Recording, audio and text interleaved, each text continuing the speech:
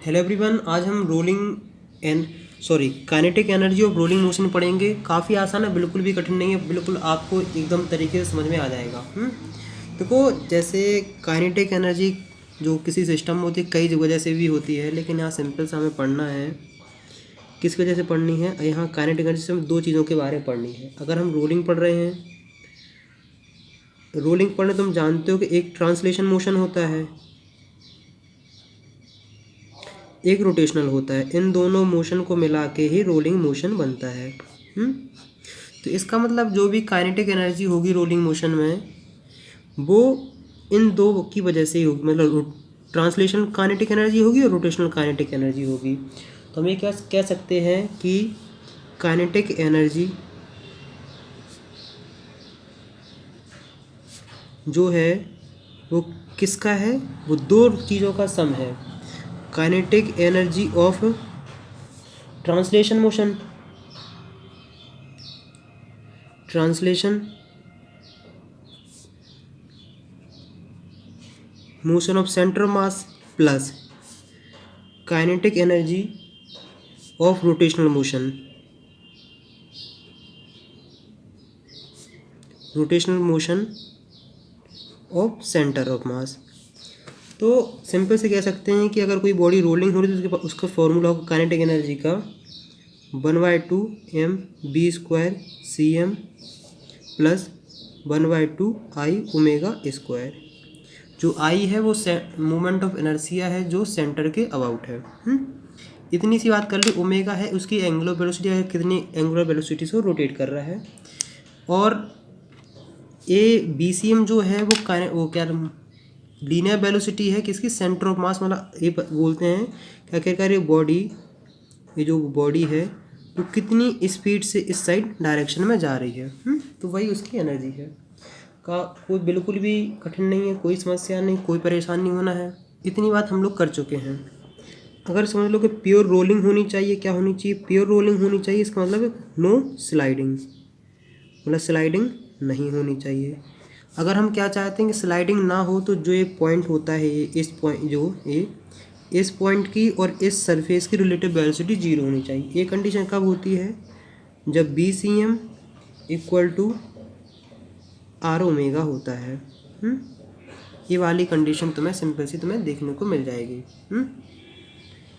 एक चीज़ और जानते हैं कि I = mk²। के क्या है? Radius of gyration. Radius of gyration मैंने काफ़ी डिटेल में बताया है। बस तुम्हें क्या करना है कि radius of gyration by KP सिंह डालोगे, तुम्हें सिंपल सा टॉपिक मिल जाएगा, क्योंकि वहाँ बहुत डिटेल में बताया है। फिर भी मैं तुम्हें समझा देता हूँ कि रेडियस ऑफ जाइरेशन क्या होता है। जैसे मान लो ये डिस्क है, इसका जो इसका जो मास m है और इसका जो मोमेंट ऑफ इनर्शिया है जो भी I है, I मान लेते हैं। तो मान के चलते हैं कि एक पार्टिकल्स है जिसका मास इस डिस्क के बराबर है और जो एक एक्सिस के अबाउट रोटेट हो रहा है। यहाँ से लेके यहाँ तक की जो दूरी होती है उसी को हम रेडियस ऑफ जाइरेशन बोलते हैं। वहाँ से तुम्हें बहुत क्लियर हो जाएगा। तो काइनेटिक एनर्जी इक्वल टू क्या होता है? 1/2 mv² cm plus 1/2 I ओमेगा²। I की जगह हम क्या लिख सकते हैं? 1/2 mk²। और यहाँ से देखते हैं कि BCM = R ओमेगा। तो ओमेगा = BCM/R। इतनी सी हमने बात देख ली है। तो काइनेटिक एनर्जी इक्वल टू क्या है? 1/2 mv² cm प्लस 1/2 I।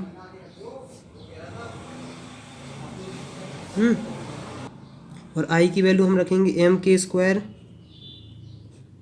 और ओमेगा की वैल्यू रखेंगे BCM/R का whole square. 1/2 mv² cm plus 1/2 mk² BCM का स्क्वायर/R²। मुझे लगता है कि यहाँ तुम्हें काफ़ी हद तक बहुत कुछ क्लियर हो गया होगा। देखो, m कॉमन है, 1/2 कॉमन है और BCM का स्क्वायर कॉमन है। दोनों में चीज़ है कि नहीं? तो 1/2 mv² cm कॉमन ले लो, अंदर बचेगा 1 plus K square upon R square. तो ये रहा तुम्हारे पास काइनेटिक एनर्जी का सिंपल सा फॉर्मूला। ये तो मतलब घुमा फिरा के लाए हैं, यहाँ इतना भी अगर तुम याद रखोगे तब भी तुम्हें समझ में ईजिली आ जाएगा। तो अब हम कुछ क्वेश्चंस कर लेते हैं ताकि तुम्हारे दिमाग में जितने भी डाउट्स हैं सब क्लियर हो जाएं। देखो एनसीईआरटी का काफ़ी प्रचलित क्वेश्चन है, तो वही क्वेश्चन हम लोग कर लेते हैं। कि उन्होंने क्या कहा है कि तुम्हारे पास क्या क्या है, तुम्हारे पास 3 बॉडी हैं। कितनी बॉडी हैं? 3 बॉडीज़ हैं। कितनी हैं? 3 बॉडीज़ हैं। 3 बॉडीज़ में एक रिंग है और फिर सॉलिड सिलेंडर है,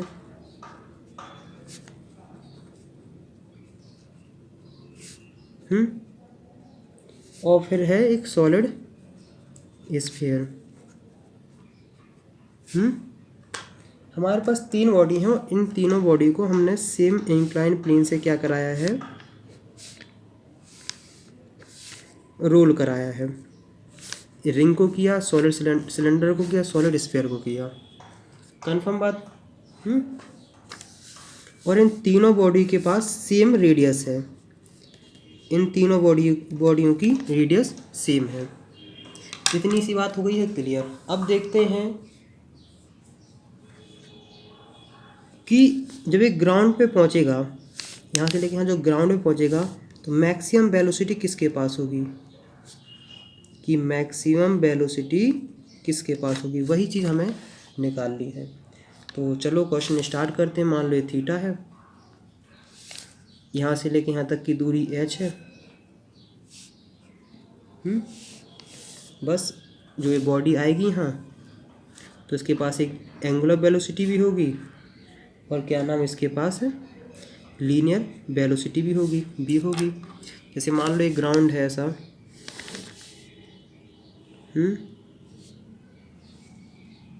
क्या ऐसा ग्राउंड है, यहाँ से रोल करते हुए आई तो ऐसे ऐसे और ऐसे के बाद ऐसे तो जाएगी ना, तो ए इसकी वेलोसिटी हो जाएगी, जितने से रोटेट कर रही वो ओमेगा हो गई। ये थीटा है और ये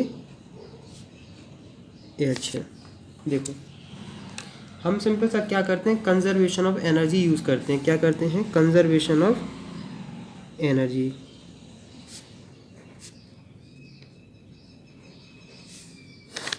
देखो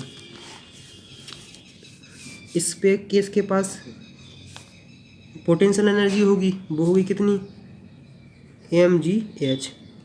जब ये बॉडी यहाँ आ जाएगी तो इसकी पोटेंशियल एनर्जी किस में चेंज हो जाएगी? काइनेटिक एनर्जी में। इसका मतलब है कि यहाँ जो काइनेटिक एनर्जी कौन कौन सी होगी? 1/2 mv² और प्लस 1/2 I ओमेगा स्क्वायर। ये कौन सी है? ट्रांसलेशनल है। कौन सी है? ट्रांसलेशन। लीनियर। और ये कौन सी है? ये रोटेशनल काइनेटिक एनर्जी है। इतनी सी बात क्लियर हो गई है। इसको बोलेंगे translation kinetic energy, translational kinetic energy. ये है रोटेशनल काइनेटिक एनर्जी। बहुत आराम से क्लियर हो जाना चाहिए। तो mg जो पोटेंशियल एनर्जी है वो 2 चीज़ों में चली गई है, 1/2 mv² में और 1/2 I ओमेगा स्क्वायर में। देखो एक चीज़ तुम्हें देखने की बात है, जैसे अगर मैं तुम्हें थोड़ा थियोरेटिकल बताता हूँ, मतलब थोड़ा देखो, हम मान के चलते हैं कि हमारे पास पोटेंशियल एनर्जी 18 थी। अगर क्या नाम है रोलिंग हो रही, रोलिंग का मतलब होता है कि यहाँ ट्रांसलेशन मोशन है और क्या है? रोटेशनल मोशन है। तो 2 पार्ट में गई, मान के चलते हैं कि यहाँ 10 आ गई है ट्रांसलेशनल में और 8 आ गई है रोटेशनल में। मान के चलते हैं, अभी कोई ऐसा नहीं है। इसका मतलब ये है, एक कंडीशन हुई रोलिंग है। अगर हमें मान कर चलते बॉडी है, ये सेम सब कुछ है, सब कुछ सेम है, ये डायरेक्ट स्लाइड करते हुए आती। क्या आती है? स्लाइड करते हुए। तो मान लो इसके पास 18 पोटेंशियल एनर्जी थी। ये मान लो क्या ही है कि इसने रोलिंग नहीं की है। मतलब जैसे अभी हम क्या पहले नहीं पढ़ता है? जैसे तुमने पहले फिजिक्स में पढ़ा होगा कि डायरेक्ट देख पढ़ते थे कि 1/mgh इक्वल टू 1/2mv²। तो हम देखते थे आखिरकार यहाँ बॉटम पे क्या वेलोसिटी होगी कि बॉडी डायरेक्ट आ रही है। तो जितनी पोटेंशियल एनर्जी होती थी उतनी की उतनी उसकी ट्रांसलेशन काइनेटिक एनर्जी में चेंज हो जाती थी। लेकिन यहाँ देखो 2 पार्ट में डिवाइड हो रही है। तो मेरे कहने का मतलब मैं इतना समझाना चाहता हूँ कि अगर जब रोलिंग होती है तो उसकी ट्रांसलेशन एनर्जी कम हो जाती है, क्योंकि कुछ पार्ट रोटेशनल एनर्जी में भी चला जाता है। मतलब थोड़ा बहुत मुझे लगता है थोड़ा ट्रिकी हो गया है, थोड़ा समझने में दिक्कत होगी, लेकिन इस पार्ट का इस क्वेश्चन से कोई भी रिलेशन नहीं है। मैं अगर इस दिमाग से ऐसे अपने दिमाग से ब्लॉक बना के रख लो तो भी कोई दिक्कत नहीं है। हमने क्या कहा, यहाँ से हमने कोई बॉडी यहाँ से ऐसे रोल कराई, रोलिंग करते करते हुई आई, यहाँ आ गई, ये बॉडी यहाँ रोल करेगी, कुछ यहाँ से जाएगी, कुछ रोल करती हुई जाएगी। तो इसके बाद जो पोटेंशियल एनर्जी है mgh वो 2 चीज़ों में डिवाइड हुई, 1/2mv² प्लस 1/2 I⍵²। हमने क्या कहा था कि हमारे पास इतने सारे क्या है वेरिएबल है, तो हम क्या करेंगे वेरिएबल ज़्यादा से ज़्यादा कम करने की कोशिश करेंगे। तो I को तुम m² लिख सकते हो, कि यहाँ क्या है रेडियस ऑफ गायरेशन, और ओमेगा को लिख सकते हो V/R। तो हमने लिखा कि mgh 1/2mv² प्लस 1/2 I है m², ओमेगा की वैल्यू V/R का स्क्वायर। तो हम क्या करते हैं 1/2 कॉमन ले लेते हैं, m कॉमन ले लेते हैं और v² कॉमन ले लेते हैं, अंदर बचता है 1 प्लस k²/R। तो mgh equal to this. Sorry थोड़ा वो दिक्कत हो गई। जैसे देखो सुनो दोबारा सुनते हैं कि mgh ये रहा है, इसमें हमने लिख लिया है I की जगह हमने m² लिख दिया है, और जहाँ ओमेगा था वहाँ हमने V/R लिख दिया है। तो ये सिंपल से तुम्हारे पास इक्वेशन बन गई है। फिर हमने 1/2mv² कॉमन ले लिया, 1 प्लस k² यहाँ R² भी होगा। तो इसका मतलब है कि हमारे पास एक फॉर्मूला घूम के क्या आ गया है, potential energy is equal to जो हो जाएगा वो 1/2mv², 1 प्लस k² R² हो गया। m से m कैंसिल, क्योंकि इतना तो सिंपल से हम लोग कैंसिल कर ही सकते हैं। 2gh upon 1 plus k² R² equal to b²। तो ये पता b क्या है, ये ट्रांसलेशन मतलब लीनियर वेलोसिटी है। क्या है ये, लीनियर वेलोसिटी है। तो इक्वल टू पता कितना हो जाएगा,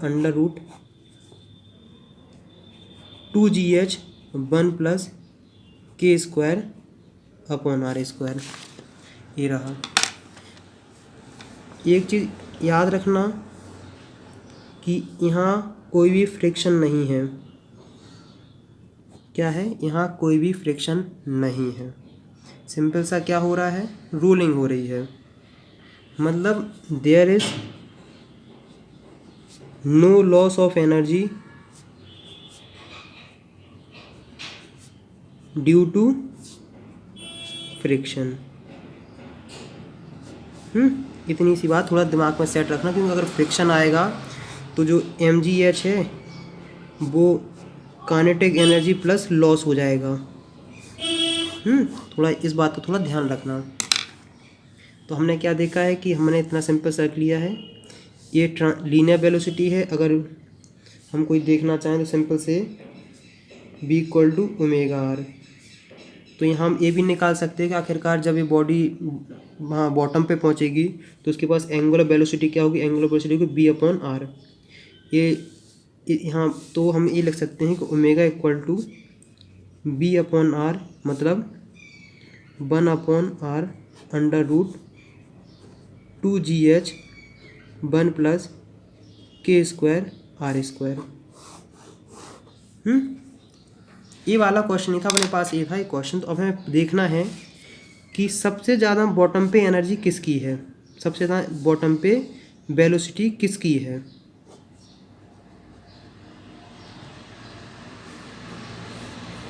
देखो सिंपल सी कहानी, यहाँ तो तुम्हें बिल्कुल ही परेशान नहीं होना है। अब धीमे धीमे हम क्या रखोगे, सब बॉडियों की अब तुम लोग रखना स्टार्ट कर दो। देखो रिंग के लिए, फॉर रिंग जो रेडियस ऑफ गायरेशन होता है के स्क्वायर, वो आर स्क्वायर के बराबर होता है। और जो क्या नाम है, सिलेंडर होता है, सॉलिड सिलेंडर, उसमें रेडियस ऑफ गायरेशन के स्क्वायर इक्वल टू होता है आर स्क्वायर अपॉन 2। और अगर हम सॉलिड स्फीयर के लिए बोलें, जो सॉलिड स्फीयर होता है उसमें रेडिएशन ऑफ गायरेशन क्या होता है, K square equal to 2r square upon 5। तो हम सबसे पहले निकालते हैं रिंग के लिए। किसके लिए निकालते हैं? रिंग के लिए। तो रिंग की वेलोसिटी r है 2gh 1 plus K square equal to R square upon R square. Answer आएगा क्या? GH। सिंपल सा तुम्हारे पास आया आंसर GH। कन्फर्म।